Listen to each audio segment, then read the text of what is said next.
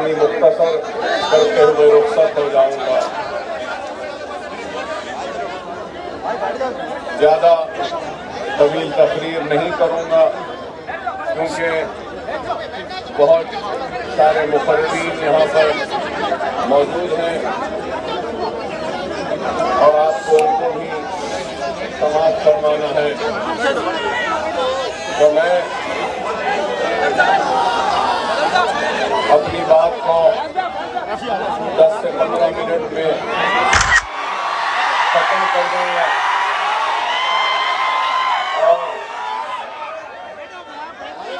اپنی بات کا آغاز اس بات سے کروں گا کہ ہندوستان کی سیاست 2014 میں ایک نئی کروٹ لینا شروع کی اور 2014 سے لے کر آج تک ہندوستان کے مختلف مذاہب کے ماننے والوں کو آپس میں بانٹنے کی ایک منظم سازش کے ذریعے نفرت کی سیاست کو آگے بڑھایا گیا اور مذہب کے نام پر بانٹ کر اس ملک کو کمزور کرنے کی ایک منظم سازش رچائی گئی اور ہندوستان کا دستور ہندوستان کے ہر شہری کو برابر کا حق دیتا ہے. ہندوستان کا دستور یہ نہیں کہتا کہ یہ اول درجے کا شہری ہے یا یہ دوسرے درجے کا شہری ہے، بلکہ ہمارے ملک کا دستور ہندوستان میں رہنے بسنے والے اور پیدا ہونے والے کو، ہر کسی کو، چاہے وہ کسی بھی مذہب کے ماننے والا کیوں نہ ہو، اس کو برابر کا حق دیتا ہے. اور دستور نے نہ صرف برابر کا حق دیا بلکہ ہمارے دستور نے ہر کسی کو آزادی کے ساتھ اپنے مذہب پر چلنے کا بھی اختیار دیا. ہندو کو اختیار ہے کہ وہ اپنے مذہب پر برابر چلے، تو مسلمان کو بھی حق و اختیار دستور نے دیا کہ وہ اپنے مذہب پہ بلا خوف کے اپنے مذہب پر چلتے رہیں. سکھوں کو بھی ان کے مذہب پر چلنے کا حق دیا تو عیسائیوں کو بھی دیا. تو بہرحال ہر مذہب کے ماننے والوں کو یہ دستور نے اختیار و حق دیا کہ وہ اپنے مذہب پر آزادی کے ساتھ اپنی عبادتیں کر سکتے ہیں اور اپنے مذہب پر اپنی زندگی کو گزار سکتے ہیں. لیکن آپ نے، ہم نے، سب نے دیکھا ہے کہ 10 برس سے صرف مضبوط نہیں بلکہ کمزور کرنے کی کوشش کی جا رہی ہے. تو آج اگر میں آپ کے درمیان میں کھڑا ہوں تو یہی بات کہنے کے لیے کھڑا ہوں کہ سب سے پہلے تو ہم کو آپس میں مذہب کے نام پر نفرت کو پیدا کرنے والوں کو کمزور کرنا ہوگا اور ہم کو ان کے اشتعال میں آئے بغیر ہندوستان جو ایک گلدستہ ہے ہندو، مسلم، سکھ، عیسائی کا، اس گلدستے کو ساتھ میں رکھتے ہوئے ہم سب کو ایک ہو کر اپنے حق کی لڑائی کو لڑنا ہوگا. اگر ہم بھی ان کی سازشوں کا شکار ہو جائیں گے اور مذہب کے نام پر علیحدگی اختیار کریں گے تو پھر ہم ان عناصر کو کامیاب کر رہے ہیں جو ملک کو کمزور کرنا چاہتے ہیں.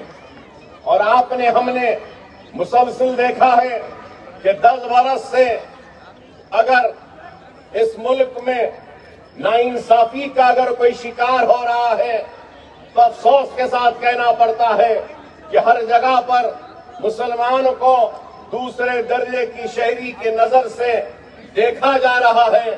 تو اس کو صرف یا کبھی گوشت کے نام پر یا اذان کے نام پر یا حجاب کے نام پر اس پر ظلم و زیادتی کی جاتی ہے.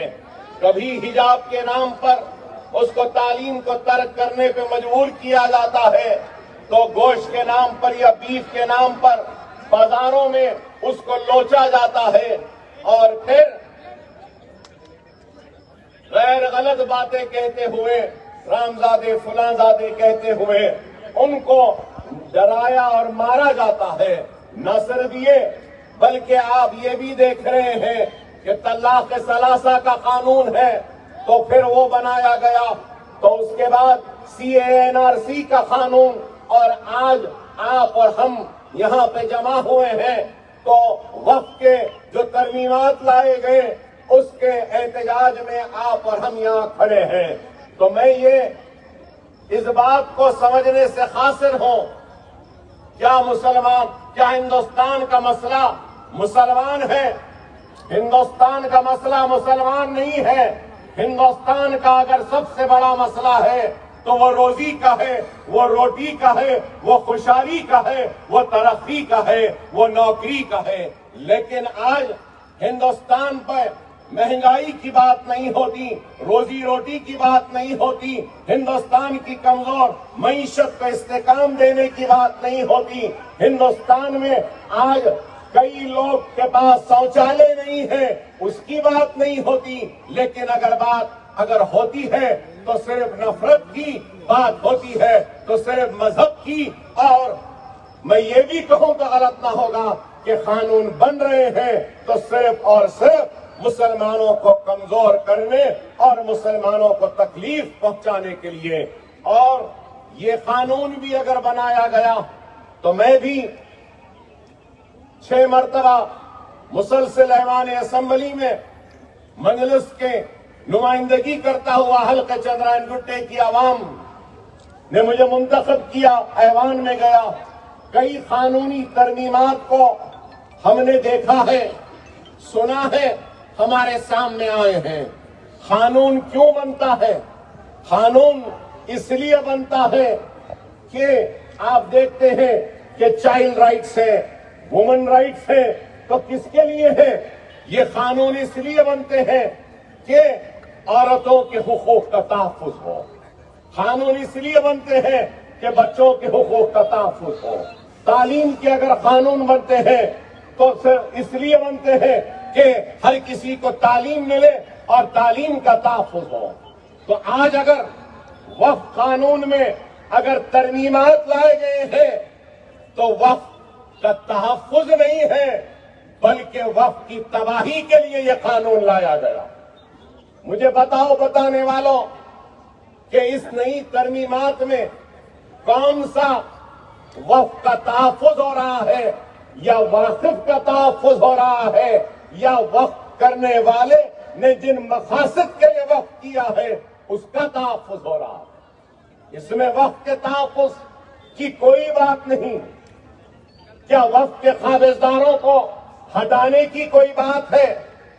واقف کے منشے و مقصد کے خلاف میں اگر کوئی کام ہو رہا ہے تو اس کو سزا دینے کی کوئی بات ہے؟ نہیں ہے. تو بتانا یہ چاہتا ہوں کہ یہ قانون صرف اور صرف وقف کو تباہ و برباد کرنے کے لیے بنایا گیا ہے. اور آج اگر ہم یہ بات سمجھیں گے کہ اس قانون کے بننے سے یا اس کے ترمیمات سے ہم کو کیا لینا دینا ہے، ہمارا کیا فائدہ ہوا ہے آج تک، اگر کوئی فرد یہ سوچ رہا ہے تو میں اس شخص کو آج جواب دینا چاہتا ہوں کہ آج ہماری جتنی مساجدیں ہیں اس قانونی ترمیمات کے بعد، اس قانون کے بعد میں آج ہماری مساجدیں محفوظ نہیں ہیں. آج اس قانون کے بعد میں ہمارے عاشور خانے محفوظ نہیں ہیں، ہمارے درگاہوں کے خانقاہ محفوظ نہیں، اور آج اس قانون کے بعد عاشور خانے محفوظ نہیں ہے. تو آج آپ اور ہم کو منظم ہونا ہوگا، متحد ہونا ہوگا، اور مسلم پرسنل لا بورڈ کے جو بھی اعلانات ہوں گے، احتجاجی پروگرام ہوگا، ہم کو لبیک کہتے ہوئے ایک دوسرے کا ساتھ دیتے ہوئے آگے بڑھنا ہوگا۔ اگر ہم منظم نہیں رہیں گے، متحد نہیں رہیں گے اور صرف انہی باتوں میں مبتلا رہیں گے کہ اس سے ہمارا کیا فائدہ ہے، تو میرے بھائی ہم ایسے سوالات یا ایسے باتوں سے ہمارے مخالفین کو ہم مستحکم کر رہے ہیں، مخالفین کو کامیاب کر رہے ہیں۔ آپ کو اور ہم کو اس بات پہ غور و فکر کرنی ہوگی کہ یہ قانون جو بن رہا ہے آگے جا کر، شاید میں غلط ہوں، میری بات سے کوئی اتفاق نہ کرے، لیکن میں یہ کہوں گا کہ آج یہ ملک ہم سے ہماری شریعت کو بھی چھیننا چاہتا ہے۔ اگر آج اس قانون کے خلاف ہم منظم ہوں گے، متحد ہوں گے اور لبیک کہتے ہوئے مسلم پرسنل لا بورڈ کے پرچم تلے ہم ایک جگہ جمع ہو کر آگے بڑھیں گے، تو اس قانون کو ہم واپس لینے کے لیے ہم اور آپ کا اتحاد مودی سرکار کو مجبور کرے گا کہ وہ قانون کو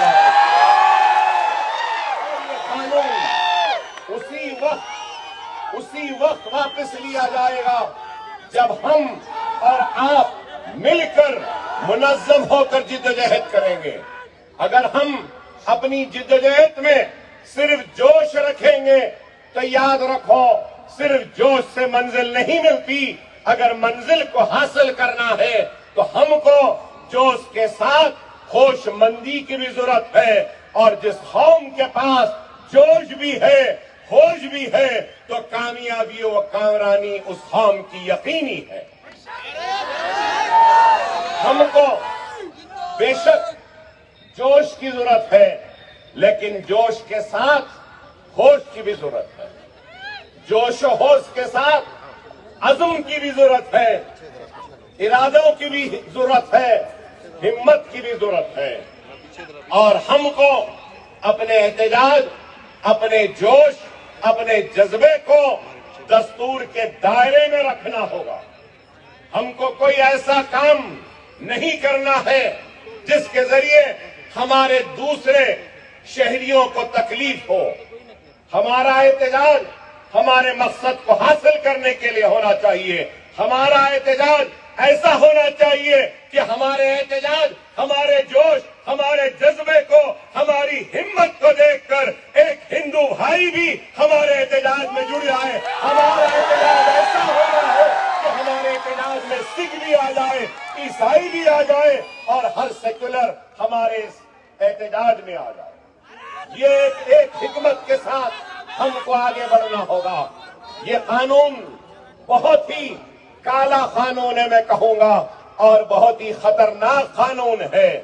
اگر آج ہم اس قانون کے خلاف اٹھ کر کھڑے نہیں رہیں گے تو ہمارے مساجد خطرے میں ہے، درگاہیں خطرے میں ہے، عاشور خانے خطرے میں ہے، ہماری عبادت گاہیں خطرے میں ہے، اور اس قانون کے بعد آئندہ نشانہ اگر کوئی ہوگا تو وہ صرف اور صرف شریعت محمدی ہوگا، اور ایکسا سول کوڈ کو نافذ کرنے کے لیے وہ اور ہمت کے ساتھ ہم کو ان کی ہمتوں کو توڑنا ہے، تو ہماری صفوں میں اتحاد کو پیدا کرنا ہوگا۔ بہت چیزیں ہیں اس قانون میں، مختلف قائدین، علماء کرام و مشائخین اعظام نے بیان رکھی ہوں گی بات، لمیٹیشن ایکٹ کے بارے میں کہا ہوگا، یا پھر آج ہم کہتے ہیں کہ دستور کے خلاف ہے۔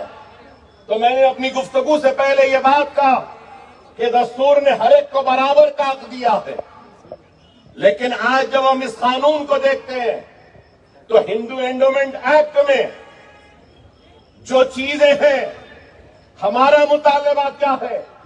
ہم یہی چاہتے ہیں کہ سب کو برابری کا حق دیا جائے، برابری چاہتے ہیں۔ ہندو اینڈومنٹ ایکٹ میں کئی اختیارات ہیں، لیکن یہاں اس نئے قانون میں آپ بتائیے کہ ہندو انڈومنٹ بورڈ میں مسلمان نہیں جا سکتا، لیکن وقف بورڈ میں ایک غیر مسلم بھی آ سکتا ہے۔ اور پھر کیا بات ہے کہ نہیں، اس کو اچھے سے چلانے کے لیے اور سہارا لیتے ہیں تو سیکولرزم کا وقف بورڈ ہی ملا تھا نریندر مودی صاحب کو اپنے سیکولرزم کو دکھانے کے لیے۔ اگر سیکولرزم دکھانا تھا تو وہ حجاب کرنے والی بچی کو پڑھنے دیا ہوتا۔ سیکولرزم دکھانا تھا تو بیف کے نام پر مارنے پیٹنے والوں کو سزا دینا تھا۔ سیکولرزم دکھانا تھا تو پھر وہ گجرات میں عصمت ریزی کرنے والوں کو رہائی نہیں دینا تھا۔ سیکولرزم دکھانا تھا تو احسان جعفری کی بیوہ جو اب اس دنیا میں نہیں رہی ان کو انصاف دلانا تھا۔ سیکولرزم دکھانا تھا تو قاتلوں کو برابر کی سزا دینی تھی، لیکن ایسا نہیں۔ سیکولرزم صرف قانون میں، یہ کون سی بات ہوئی؟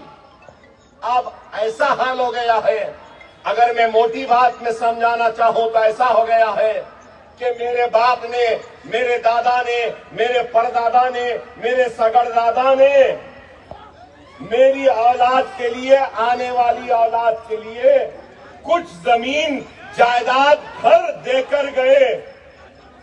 اب وہ میرا اختیار ہے کہ میں جیسے چاہے چلا لوں۔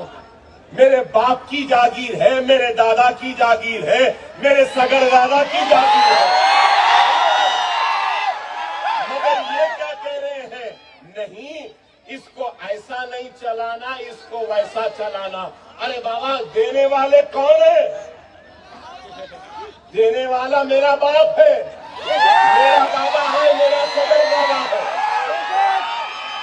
مطلب یہی ہے، آج جس طریقے سے وقف بورڈ اور اوقافی زمین میں مداخلت ہو رہی ہے، کل کے دن یہی ہوگا کہ اگر آپ کے باپ دادا نے آپ کو گھر دے کر گئے ہیں تو یہ لوگ بولیں گے کہ نہیں، تم کو گھر چلانا نہیں آ رہا، ہم تمہارے گھر کو چلائیں گے۔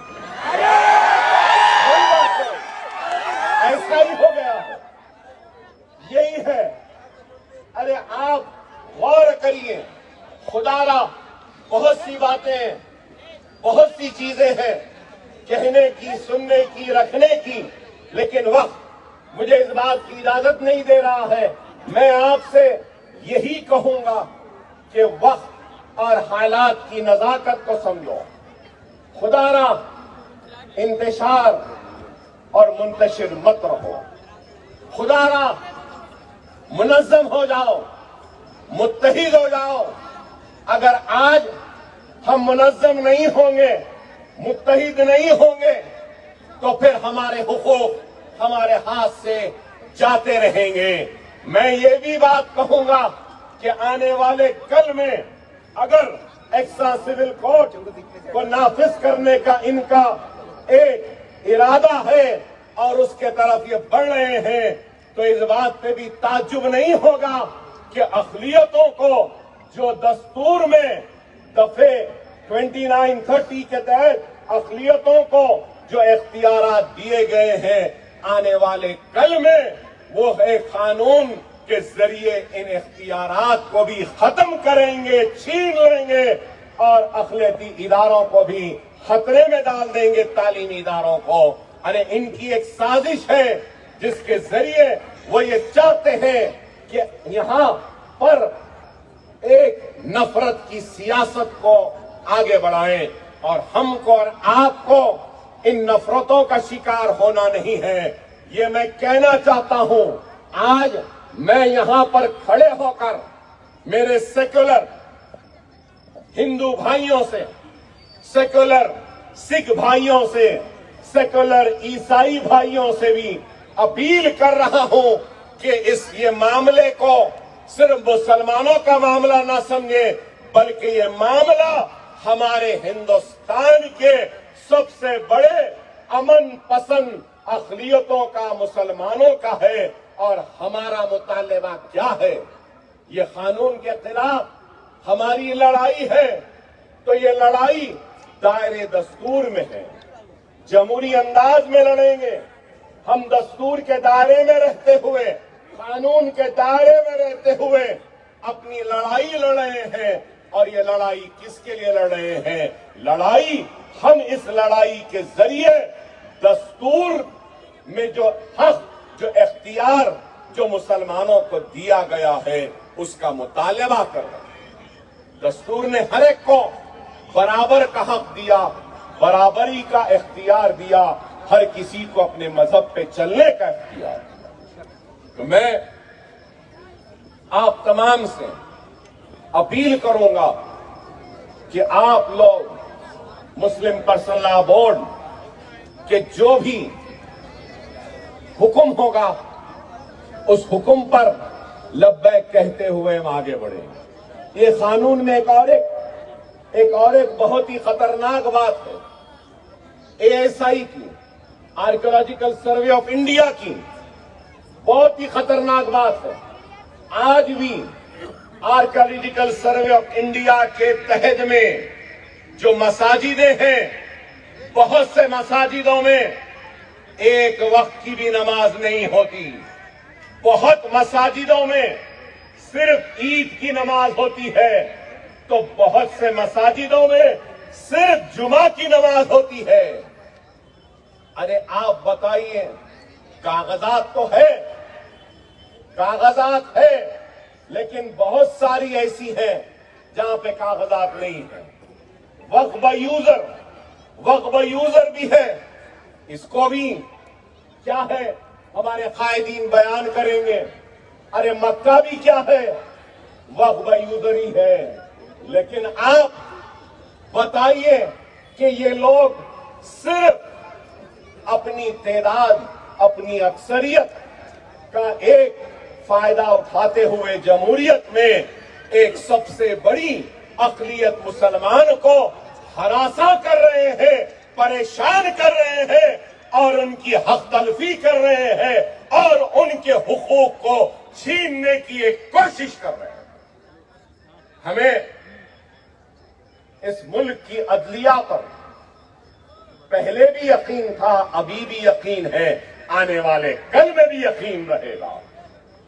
बाबरी मस्जिद, राम जन्मभूमि के मसले पर भी हिंदुस्तान के मुसलमानों ने अदालत पे यकीन किया, अदालत के फैसले का एहतराम किया, अदालत के फैसले की इज्जत की और अदालत के एहतराम का सबूत दे दिया और अदालत के फैसले को कबूल किया।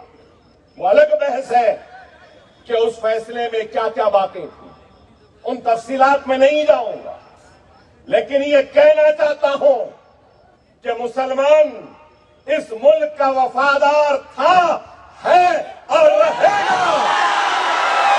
ये मुल्क हमारा था, है और रहेगा। इस मुल्क को जब भी जरूरत पड़ेगी तो मुसलमान अपने सीनों को पेश करेगा और इस मुल्क की हिफाजत करेगा। लेकिन ये भी जरूर कहूंगा, हम अपने हक की लड़ाई लड़ने से पीछे हटने वालों में से नहीं है। हम अपने हक की लड़ाई लड़ेंगे, जरूर लड़ेंगे। अगर हमको बीफ के नाम पे लोचा गया, तब भी हम आवाज को बुलंद करेंगे। चेहरे पे दाढ़ी देखकर हमको गोली मारेंगे, तब भी आवाज बुलंद करेंगे, इंसाफ की पुकार लगाएंगे। अगर हमारे बच्चियों को हिजाब के नाम पर तालीम से महरूम रखेंगे तो तब भी एहतजाज करेंगे। अगर रामजादे फुलाजादे कह के हमको मारेंगे, गाली देंगे, तब भी हम अपनी आवाज को बुलंद करेंगे। वक्फ कानून के खिलाफ आज भी आवाज बुलंद कर रहे हैं, लेकिन हमारी आवाज, हमारा एहतजाज दस्तूर के दायरे में रहेगा, कानून के दायरे में रहेगा और कानून के दायरे में रहते हुए हम अपना एहतजाज करेंगे और अपने मकसद को हासिल करेंगे। आपकी जिम्मेदारी है कि सिर्फ आज जलसों में शिरकत कर लिए, इससे नहीं बल्कि हमको आज इस मुकाम से तय कर उठना होगा कि हम मुस्लिम पर्सनल लॉ बोर्ड के परचम तले जो भी एहतजाजी प्रोग्राम का ऐलान होगा, हम खाने से खाना मिलाकर इस एहतजाज में शरीक होंगे। किसानों ने क्या खूब एहतजाज किया था, क्या किसानों ने एहतजाज नहीं किया? कानून को वापस लेना नहीं पड़ा? तो हम भी अगर वैसा ही या उससे अच्छा एहतजाज करेंगे, मुनज़्ज़म रहेंगे, मुत्तहिद रहेंगे, तो जरूर हमारा एहतजाज, हमारा इत्तेहाद मोदी सरकार को मजबूर करेगा कि वो इस कानून को वापस, और इंशाअल्लाह ताला अल्लाह जरूर हमको कामयाबी और कामरानी अता करे। अल्लाह जरूर हमको कामयाबी और कामरानी अता करे। अल्लाह जरूर हमको कामयाबी और कामरानी अता करे। मुझे यकीन है, मेरा ईमान है कि हम कामयाब और कामरान होंगे। बस आप मुनज़्ज़म रहिए, मुत्तहिद रहिए, और जो भी एहतजाजी प्रोग्राम का ऐलान होगा लब्बैक कहते हुए आगे बढ़िए। और भी बहुत से मुक़र्ररीन हैं, तो मैं आप तमाम से इजाजत लूंगा।